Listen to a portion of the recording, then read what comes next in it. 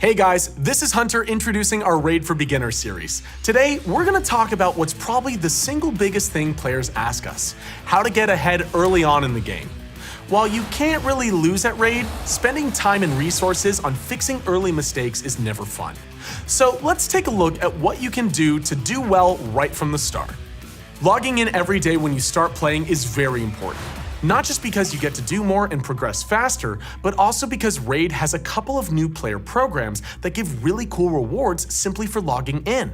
It's dirt simple, fast, and if you collect them all, you'll get a pretty sweet boost to your account. While you're at it, be sure to complete any and all quests that you can. The rewards will be helpful in general, and the Ancient Shard for completing weekly quests is not something you can afford to miss when you're just starting out.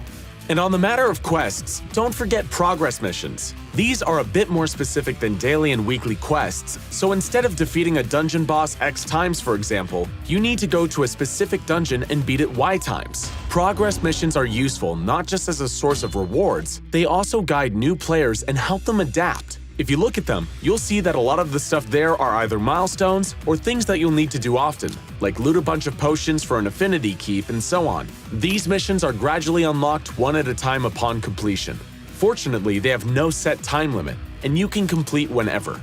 The only thing to keep aware of is the first part of the progress missions will be auto-completed once you finish the story campaign on normal. You'll get the overall reward, but any remaining individual missions will be locked out without giving you anything. Best keep it in mind.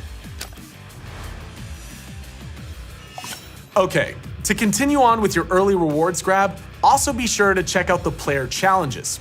These are really easy to do and will give you useful resources, skill tomes, and even shards. If you're not doing these, you're cheating yourself out of some great loot. Raid also gives you rewards for the time that you spend in the game. The best thing is that you don't have to stick around for 3 hours in one play session. Just rack it up over the course of the day and gather the resources that'll be critical for you as a new player. The energy refill is going to be invaluable for leveling up your champions, and the arena tokens will help you get to higher tiers and get better rewards. Speaking of the arena, don't neglect it, even if PvP isn't your thing. The rewards you get from moving up in the tiers are going to help you a ton elsewhere in the game. And I can't emphasize this enough, always spend your arena tokens. There's no downside to using them. You can't spend them on anything else in the game, and most importantly, developing your Great Hall is a super long process, so every medal you earn here is going to help you out. Trust me, you'll thank me later. Another tip: don't spread yourself thin early in the game. Once you start getting some champions, you might be tempted to mess around with specialized teams and champions in the first few days. Stop. You don't need this yet. Early in the game, it's best to stay focused on just the handful of champions you're going to use to power through the story campaign and early dungeons. At this stage, there's no way you can quickly build up a bunch of specialized teams for every situation. Choose your favorites, then invest in them with basic leveling and artifacts. So that's all of the easy general stuff, but your main priority when you start is to try and play as far as you can through the campaign. In general, the difficulty should progress pretty steadily, and the artifacts and champions you get at the start of the game should be enough to carry you pretty far. If you get stuck and can't beat a level, consider where you might be falling short. Usually it's one of two things. Either you need to level up your champions, or you need to upgrade your artifacts. If it's artifacts, simple fix. Just spend some silver, upgrade them, and try again. If it's your champions, then as a general rule, it's best to try and farm as high a level in the campaign as you can in order to get the best XP return for your energy cost. Now, there are some situations where that's not always the case. Sometimes you might need to farm an earlier location to get a different set of artifacts for your champions. Early on in the game, you won't be focusing on beating levels as quickly as possible by nuking down the enemy. You'll be focusing on just surviving and beating the levels. In these cases, farming one of the earlier locations for an artifact set to boost HP or defense can make it worth your while and help you get over that sticking point. On top of that, it's also worth earning as many campaign stars as you can. There's a whole set of helpful rewards you can get there to help you boost your progress and bump you up a few levels. Campaign stages drop rare champions now and then, and some of them are really good, especially at the very start of the campaign. Valerie, for example, is a good support champion you can find at Kaerok Castle.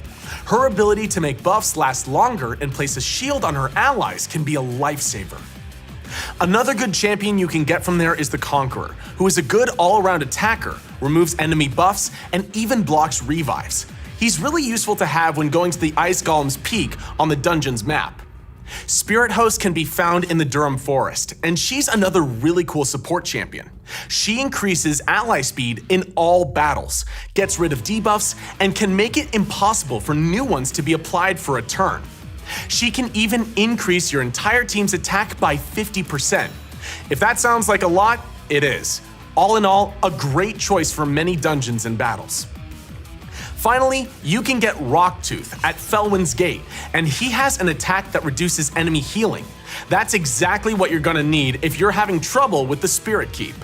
Remember, this list will change as new champions get added to the game every month, so be sure you check out which new champions drop at each location and see if it's worth going back and farming for new ones. Alright, next up. Once you have at least one strong, well-rounded team with a few high-level champions, you're ready to take on the dungeons. Dungeons allow you to get the potion you need to ascend your champions. Ascending champions improves their basic stats and can unlock some pretty powerful new skills and auras. Dungeons also drop higher rarity artifacts that are hard to find in the main campaign. They also let you start earning new special rewards for clearing them and completing new dungeon-based player challenges. Still, don't go crazy here. You really don't need to focus on dungeons too much in your early game. Clearing dungeon stages requires a lot more energy than campaign stages and doesn't give you as much champion XP or silver as regular campaign gameplay. On top of that, in dungeons, artifacts drop randomly, which makes it hard to get any specific artifacts or artifact sets.